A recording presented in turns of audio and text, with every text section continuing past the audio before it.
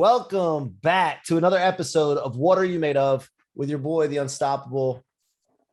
I got the shirt on today, the stubborn Mike C-Roc. I'm in the house today with a friend of mine I met in Miami.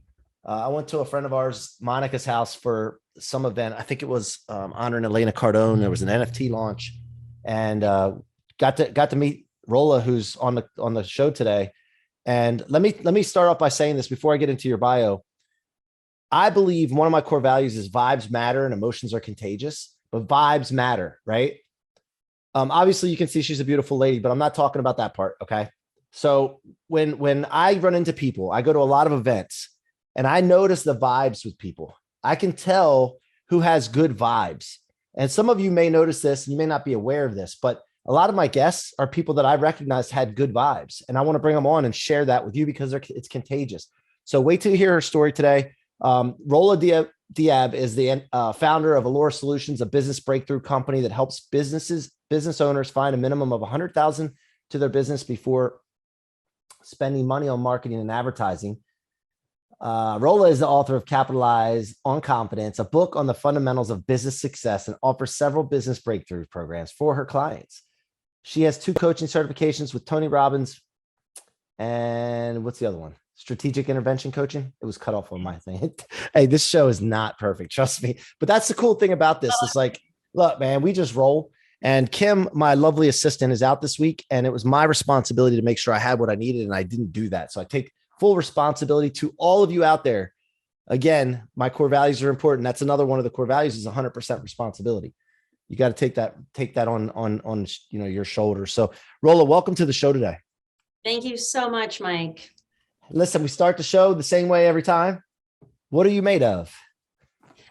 I took a few seconds to think about this before we started today. And the first thought I had was, no matter what happens in my life, I find a way to spin it to a positive, because there's no way that life can be easy sailing all the way through. We go through these challenges, and I always find a way to spin it to a positive. And I think that is really what I'm made of, is no matter what happens, I find a way to make the story a positive one. What does that mean to you though? Like, what does it mean making it a positive one? Like, how do you perceive that? Or it's all about interpretation, right? One of my favorite teachers is Dr. DeMartini. I went through the breakthrough experience, and I did this in Dallas, and we walked through this whole process of understanding the balance of how things are created. And at a quantum level, he talks about how everything breaks down to the energy of love and gratitude. And when we have an imbalanced perspective, we're looking at one negative side of something or one positive side. If it's purely positive, we're not actually balanced. We're really looking at it from one side, when there's always an equal amount of positive and negative. So if something negative happens, I make sure that I flip it to the positive, so that ultimately it's either positive or neutral for me. Without attachment is the idea behind making it neutral. Love it. All right. So then obviously you went through a lot of personal development for that to come up with that and be able to actually live in that, right? You want to immerse yourself in that, anything that you believe in. So take us back. I mean, like whether it's being childhood, teen years, whatever, like what was your life like? Like, where did you grow up? And like, what kind of events happened? Like, were there any catalytic moments that really shaped you at a young age? Where do I begin? So my dad's Egyptian, my mom is Syrian. They met in Saudi Arabia. They stayed, they had us. They both went there thinking they would only be there for a short period of time. And so I was raised in this environment in a very strict religious country at the time, but I went to the American school, and my parents were not religious by any means, but we were in this culture that was religious. And I often heard, he's a boy, he can do it. You're a girl, you can't. And I thought it was the most asinine thing ever. I'm like, something's not quite right here. And I remember going through Desert Storm when, all the US military came through. I thought it was the coolest thing. And at one point we were in the basement where like bombs were going on, and like nothing happened anywhere close to where we were, because I don't know, they figured it out. But I remember looking at my brother. I was 13. He's a year older than me, and he was shaking, scared. And I was, I don't know, too young to really understand, like, I guess. And I was like looking at him, I'm like, oh, really? Boys are better? Like, look at him shaking, right? Like evidence right in front of me. They are not better. But I grew up in that environment. And on top of that, my father was a plastic surgeon in Saudi Arabia. And, people often ask, well, a plastic surgeon in Saudi Arabia? I'm like, yeah, people are vain everywhere. It crosses all borders. So growing up in that type of environment, like I, had this sense of I needed, like I had a little bit of perfection syndrome of like, I needed to be pretty to be accepted. And I didn't grow up thinking that way. So I had to really work on confidence. And I feel like that's a big part of my life's work. Is helping people build confidence. I do that today in my leadership programs, and I really see it mostly with women. And I have this like soft spot for really wanting to help women and get past those negative programs that often we struggle with because of many different reasons. So that's really like the foundation of what I feel like I'm meant to do. What outside of helping people with their businesses, it's about closing the confidence gap and growing from wherever you are to where you want to be by identifying what those confidence issues are. Yeah, I love that, man. I mean, confidence for me, I mean, geez, like I've always felt like I was a confident kid for some reason. And I felt like the more I tried to establish that or use it, then it seems like, call it whatever you want to, but counter intentions or counter emotions or evil would come out to try to like test you. And you have to go and figure things out. Like sometimes you'll get knocked back, you got to come back. I mean, I wrote this book, Rocket Fuel, about converting setbacks and becoming unstoppable. So I love that you're talking about confidence. So as you got older, like how long did you stay like in Saudi Arabia before you came to the United States? I came basically for college. So Okay.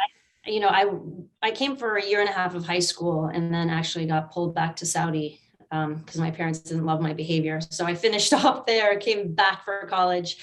And I remember my uncle in high school he noticed that I needed to work on my confidence. And he said, Rola, every day, look in the mirror, tell yourself you're pretty, you're smart, people like you, the standard. I was like, oh, that sounds like That's a the good Stuart idea. Smalley from Saturday Night Live back in the day. Right. Yeah.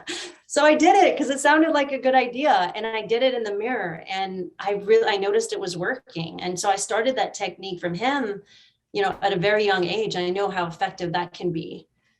So yeah, it's been a lifelong journey. And a really cool story. I really emphasize like confidence is directly related to our income. And we talk about the pay gap. Well, there's a confidence gap associated with the pay gap. And there's actually a study done that supports this, because I went and looked for this information because I thought for sure there's evidence supporting this because I know it's true.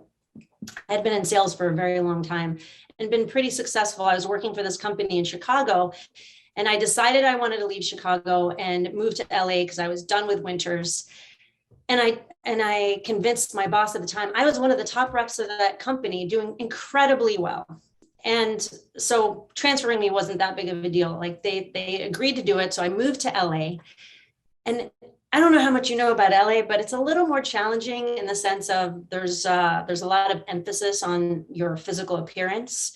And that found the crack in the foundation for me. And I found myself not making the correlation at the time, but I was starting to struggle at work. I went from being a top rep in the company to struggling to make my numbers. Wow. And I didn't associate the fact that my confidence hit because I was being so critical on my self-appearance. I didn't make the connection that was actually affecting my work. I remember moving from West Hollywood because that area was intense, and moving to the beach and started really spending more time on self-development because I had stopped doing that. And that's something that, for me is lifelong work. And I started to gain my confidence back and building back up. And not till years later did I make that association that was connected. So I have to actually pay attention to whether it's the way I look or it's like, beating myself up for whatever the case may be. We're so hard on ourselves. It's important not to be that way because that will affect your work, whether directly linked in front of you or not, it will affect your work. Yeah, 100%. No doubt about that. I mean, let me ask you let me go backtrack for a second. So you came to the United States to go to college. Like, what behavior did they have a problem with? By the way, your family wasn't super religious compared to the regular No, Saudi, but but still they yeah, probably had a belief system, right? Let's face it. yeah, Yeah. yeah. Well, I smoked weed and they found out, and that was the end of the world. How'd So they find out? my brother told them. Oh, snitches get stitches. No, I'm just kidding. Yeah. So, like, how did he find out? Like, he was hanging out and doing it too, and then he told on you. I honestly don't even know. It was Oh all behind man. my back. Yeah, yeah. Oh man. And then so the other question I had was, when you went to LA and you started noticing like people care about their appearance more. One, first of all, there's nothing wrong with taking care of yourself, right? Like, Of it's not course, all about the looks, but you can tell if someone takes care of themselves or not, right? of course. So that in Miami's like that too. Like, majority of people take care of themselves, right? You can see a Yeah. difference than no offense, but the Mid-Atlantic region, I'll just say, I won't say exactly where but yeah. So, but was that any of that like your own doing, so to speak? Like, when you went there and you realized, Yeah. oh my gosh, these people like look so good, one, and then they care about this so much. And then it wasn't necessarily their view, opinion of you. It was just you thinking that way.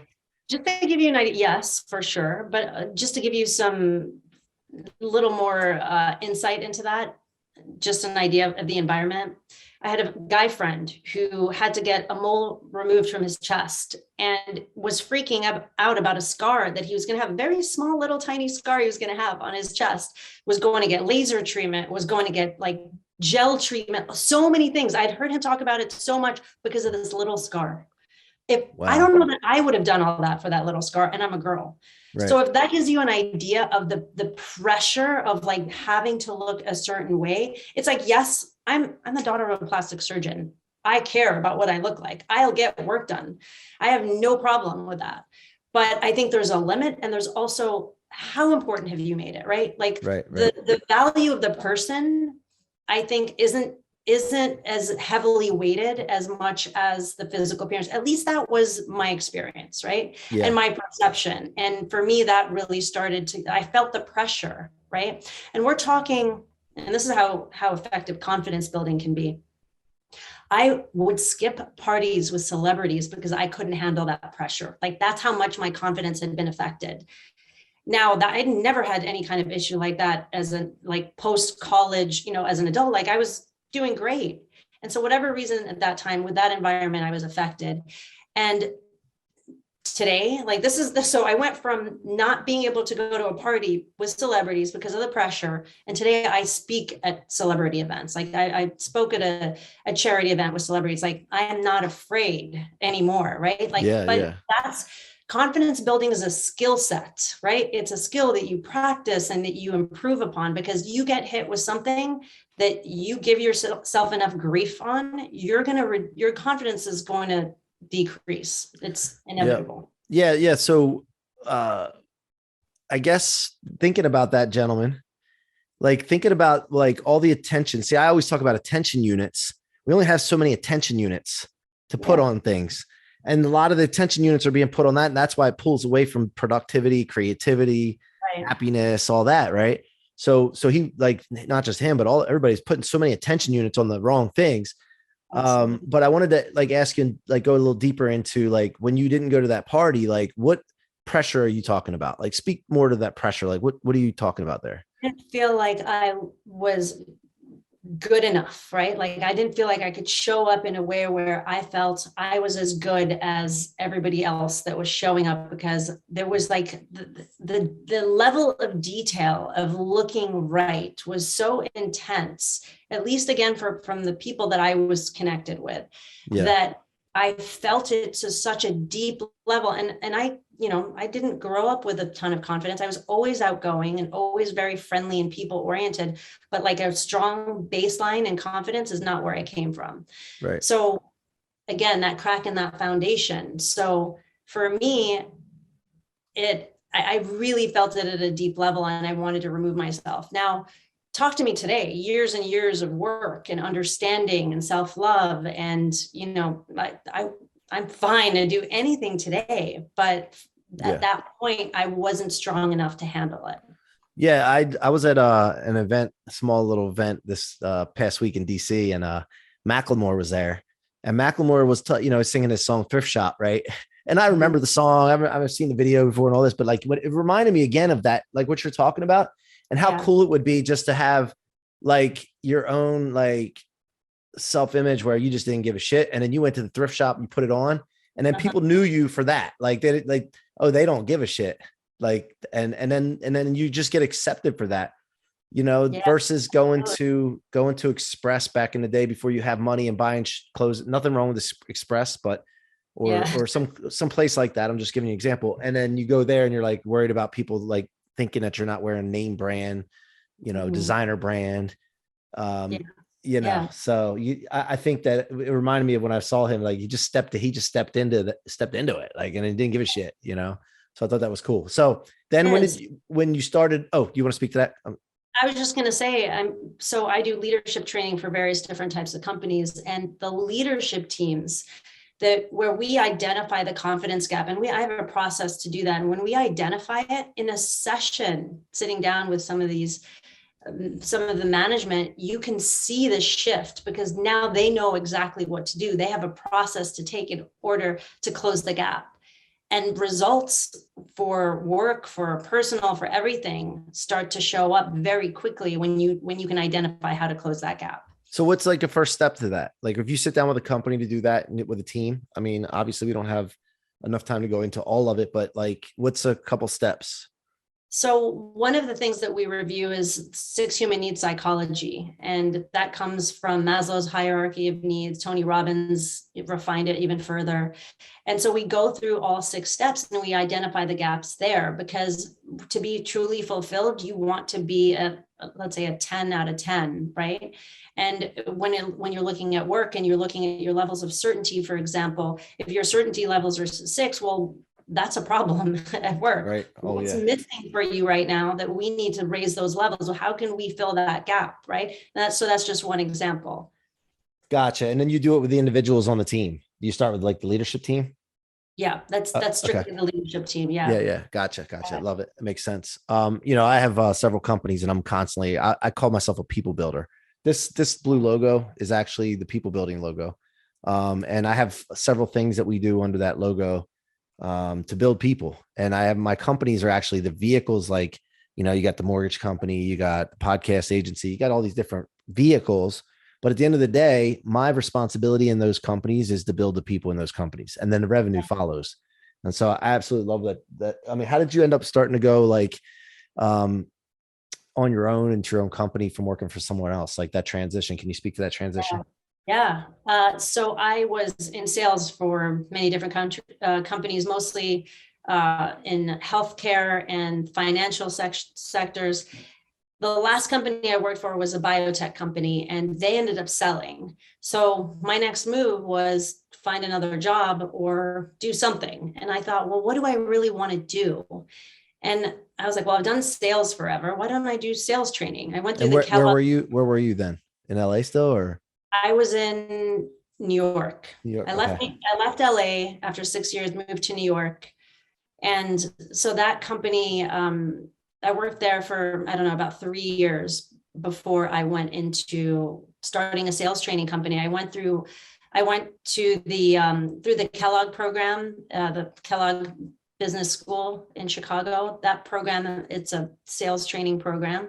So I went through that. I started my sales training business that later expanded into leadership training, and then further expanded into business training through another program that I did. And that's the main focus of what I do today, is that business training for small to medium-sized businesses. So, but like the transition from working for someone else, commission or none or salary, doesn't matter either way, but then going on to your own, starting out by yourself, and like now you got to get income, right? So like that Yeah. transition, I mean, what went through your mind? Like I had enough saved up, or like I got to Yeah. hurry up and get sales. Like that's scary for a lot of people. So Yeah, it's intense. I mean, it's when you work for yourself and you're doing a million different things and you don't even know in the beginning all the things you're supposed to do, what you're not doing, what's most important right now, right? And so you're in this race constantly to achieving a goal, but you've got 50 different departments that are all you, right? yep.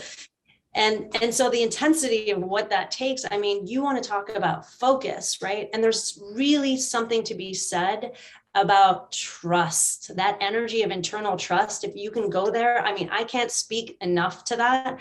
Training myself to let go and trust, but doing the work at the same time. And when it gets super intense and I get stressed out, I have to step away and shift, because that shift of energy, allowing the flow of like being in that flow state, so important. If I notice I start to get super intense, I'll go put my feet in the grass, ground to the earth, connect to nature, so important, because if I don't do that, I get this energy that feels super tight and wound up, and I can't produce well. And, the result, you'd be surprised, like sometimes how many times we forget to take a breath. Oh you my realize God. that? Like, holy cow, I don't remember the last time I breathed. Yeah. Your breathing gets shallow. You're so stressed sometimes because there's so much that needs to get done. But remembering to move into that flow state, like how can I shift my energy, whether it's putting on some music or getting outside, so important. I regularly meditate, and that for me is game changer. I'm a big fan of Joe Dispenza and his work, and it's done wonders for me, and being able to shift when need be. It's like magic. That work. Yeah, I agree. I mean, have you read the Surrender Experience? I haven't. Yeah, check that book out. Michael Singer. I think he goes by Mickey Singer, but Michael Singer is the author. And he talked about how what was the other book? Untethered Soul. Untethered Soul. Yep, that's him. So like being able to surrender and just doing the best you can at any moment. But he would meditate for like long time. And he had that in Florida. I think he still has it to this day. It's called the Universe House or something like that. But it was a great book. It really helped me because I'm a control freak in a way where like I want to control the results, but you can't control the results. I mean, you just got to do the best you can and let the chips fall where they may. But it helped me release like control of that part. And also meditating quietly, like just sitting sometimes and breathing and letting your thoughts go through and just pass by, and creativity that's come from that for me has been like unreal. So now when you went to Miami, let's talk about this for a second. So you go to Miami, how did you get to Miami? And also like, did you already have people that you knew there? Like, how did you start building your tribe? Yeah. So COVID brought me to Miami when New York shut down and the world stopped. And there were moments I remember being scared because they were running through the streets and you could hear them screaming. These groups of men mainly they pulled the metal trash can out of the ground and threw it. And it sounded like there was a war outside my building. Wow. I was in the West Village on the edge of meatpacking, and a great area, but they were going through the entire city. And I think the day or two before, they were warning people that they were going to come into the homes and get people. I don't remember what they said, but they were going to come into people's homes. And I was legitimately scared. And for me, that was like, okay, one, this isn't looking good. Two, when the energy of New York stopped, it really had me reassess what was important to me. I didn't love being a concrete jungle consistently. Like I love New York, still love New York, but I realized the importance of being able to get out in open air and like being able to be around trees and grass. And, that's very limited in New York. So the natural move seemed to be Miami. I'd spent a winter here in 2019. So I spent 4.5 months. And it was amazing. So, and my family actually lives down here. So now we're all down here. Easy. Yeah. It made it super easy. And Miami obviously is amazing. You can't beat it. Well, I love it. I'm there as much as I can be. Now, how did you, talk about, and we'll wind down here as the time's going down, but your environment is so important for success, right? And a happy life and a fulfilled life is your environment, that the people that are in there and that you allow in. But like, how did you start building that tribe? Like, I met you at Monica's house. She's a freaking like, like you said, she's able to be calm and collected and all that, but she's intense, man. Like, you know what I mean? So the dominant personality type, like yourself. Yeah. You get things done, you move quickly, you just do it, right? She is that person and she gets it done. So as evidence of her success. Yeah. So how did you start like going out and meeting people and meeting the right people to be able to hang out, like besides just working, but networking and then hanging out for your, your social life? Like what was that like in Miami? I've never had a hard time doing that ever in my life. I feel like I have a gift of meeting the right people. And funny enough, if you ever look at astrology, it's actually in my chart and says I have the gift of networking. So I've never had an issue meeting people one by one. I think ultimately, if you're genuine and authentic and grounded, you're going to meet great people. You're going to attract more people that way. And, you just build on each other. I would say Miami, my network here is probably the best network I've ever had in my life. And I have an amazing network across, I've lived in New York, LA, Chicago, Saudi. I have friends, all over the world. And the people that I know in Miami are some of the best and most amazing people. Yeah. So definitely blessed there. Yeah, they are. All right. Final question. Well, first of all, how can people reach you? What's the best way for them to reach you? I have a couple of websites. Capitalizeonconfidence.com is one of my sites. I love to mention we have a 100K challenge launching that we'd love people to get in contact with us, because this 100K challenge is all about helping small to medium-sized businesses add a minimum of $100,000 to their business before they start working on advertising and marketing. We cover that, but we want to show them how to work on the fundamentals of their business that are essential and crucial for their growth before they spend that money, because they're not going to be as effective on marketing and advertising if they don't do that. So 100K challenge, it's going live in June. It's a weekly training. And we're super excited. So hopefully we'll get some people that follow you to come join us. Awesome. What's the date of that? The exact date that it starts? June 7th. Tuesday morning, 10 a.m. All right. I'm going to get this episode. Usually they go in the can and they go in line, but I'll get this episode out next week for you to try to help with that. And so then final question, what is the vision for the future? Like, what's that thing out there that if you accomplished it and you knew it right now, that it would light your ass up? Like, what is that thing? Great question. I literally just refined that even further. I'm submitting for a TED Talk, so hopefully they're listening. Oh, cool. And it's all about the breaking Cinderella Syndrome for women and identifying how, at an early age, we took hold of an idea of being saved, and whether or not we're powerhouse women or, working for a company or ourselves, there tends to be this in the back of our heads. Well, I have this option of being saved and taken care of. And it's a really disempowering way to live. And that hurts women, because by giving our power away to anything outside of us is not a way to be sovereign. And for us to be sovereign, we need to know how to expand through understanding our businesses and growing at a level where we control our outcome and not giving away our power. So that perspective for me, and helping women identify that many of us are doing that, is definitely part of my mission. And you'll hopefully be seeing me on a TED Talk soon. Let's go. No, hopefully my ass. We don't try around me, but we just do it. We step into it and we do it. So, look, you can't be stubborn. You can't be perversely unyielding and say try or hopefully. We don't roll that way. So, hey, I want to thank you for being on here.